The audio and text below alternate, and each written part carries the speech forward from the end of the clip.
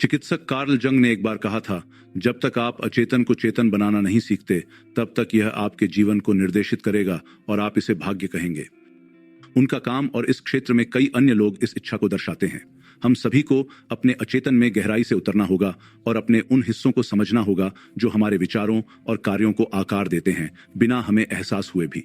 लेकिन जबकि यह पहली बात नहीं हो सकती है जो इस विषय पर बात करते समय दिमाग में आती है, क्या आप जानते हैं कि अतीत का आघात इन अचेतन प्रभावों में से एक हो सकता है?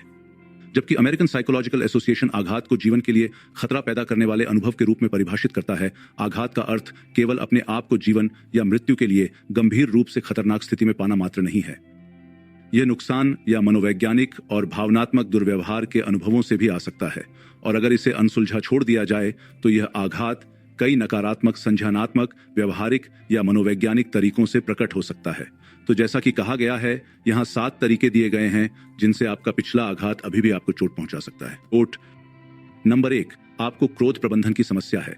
जब हम किसी ऐसे व्यक्ति के बारे में सोचते हैं जो आघातग्रस्त है या अभी भी अपने अतीत के मनोवैज्ञानिक घावों से जूझ रहा है, तो हम अक्सर उन्हें निराश, चिंतित या उदास के रूप में देखते हैं। लेकिन गुस्सा भी इसका एक आम लेकिन अक्सर अनदेखा किया जाने वाला संकेत है, खासकर मैंडेज के मामले में। इसलिए यदि आपके पास क्रोध प्रबंधन की समस्याओं का इतिहास है, लेकिन आप नहीं जानते कि ऐसा क्यों होता है, या आपको लगता है कि आप इसे रोक नहीं सकते हैं, तो यह आपकी भावनात्मक भावनाओं को दबाने या विस्थापित करने की अचेतन इच्छा के कारण हो सकता है। अनसुलझे आघात से होने वाली परेशानी। नंबर 2, आप घुसपैठ करने वाले विचारों से जूझते हैं। जो लोग किसी दर्दनाक अनुभव से गुजरे हैं, खासतौर पर अगर उसे अनसुलझा छोड़ दिया जाए, तो उन्हें पोस्ट ट्रॉमेटिक स्ट्रेस डिसऑर्डर या पीटीएसडी का खतरा बहुत ज्यादा होता है। और पोस्ट ट्रॉमेटिक स्ट्रेस के सबसे ज्यादा स्पष्ट लक्षणों में से एक है घुसपैठिया विचार, जो बार बार आने वाले अवांछित विचार होते हैं, जो अक्सर किसी तरह से आघात से जुड़े होते हैं और प्रकृति में बेहद परेशान करने वाले होते हैं।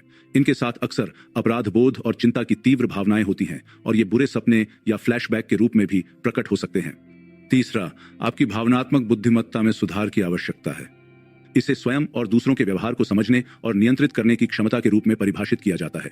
भावनात्मक बुद्धिमत्ता या संक्षेप में ईक्यू किसी व्यक्ति के मानसिक स्वास्थ्य, आत्मसम्मान, रिश्ते की संतुष्टि और जीवन की समग्र गुणवत्ता का एक महत्वपूर्ण निर्धारक है। जिन लोगों का ईक्यू उच्च होता है, वे सफलता प्राप्त करते हैं, अपनी पूरी क्षमता का एहसास करते हैं और अपने और दूसरों के साथ अधिक सकारात्मक संबंध रखते हैं।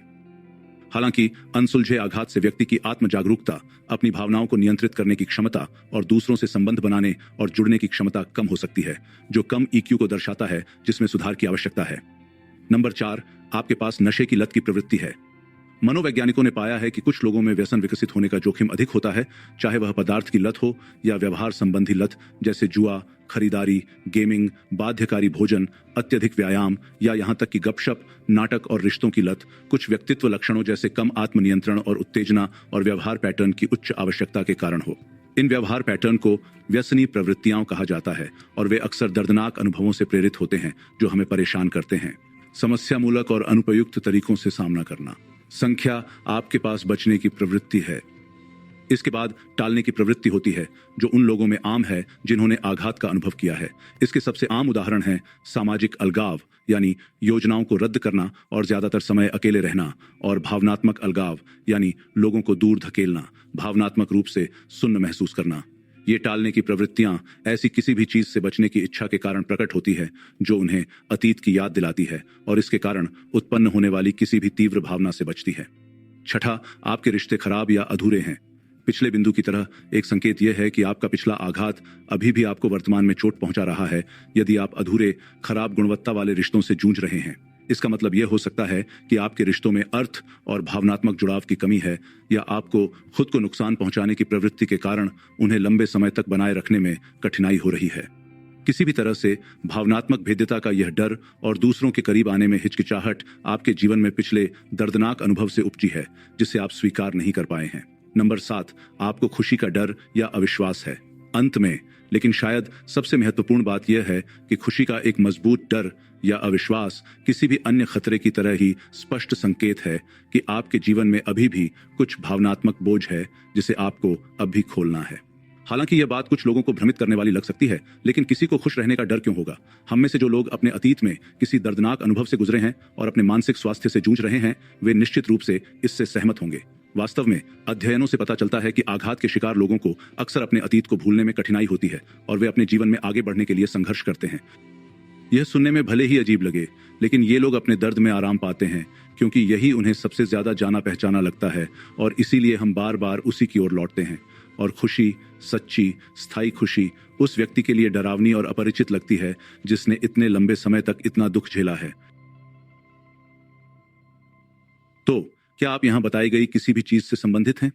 यदि आप अपने मानसिक स्वास्थ्य से जूझ रहे हैं या अनसुलझे आघात के साथ जी रहे हैं, तो कृपया मानसिक स्वास्थ्य देखभाल पेशेवर से संपर्क करने में संकोच न करें। यह उतनी आसानी से या उतनी जल्दी नहीं हो सकता जितना हम चाहते हैं, और यह निश्चित रूप से एक दर्दनाक प्रयास होगा, लेकिन हमारे पिछले आघात पर काबू पाने से हमें अब इससे परिभाषित नहीं होने दिया जाता है। जैसा कि हेलन केलर ने एक बार कहा था, हाँ, दुनिया दुख से भरी है, लेकिन यह इससे उबरने से भी भरी है। तो फिर आप कौन से पर्वतों पर विजय प्राप्त करेंगे?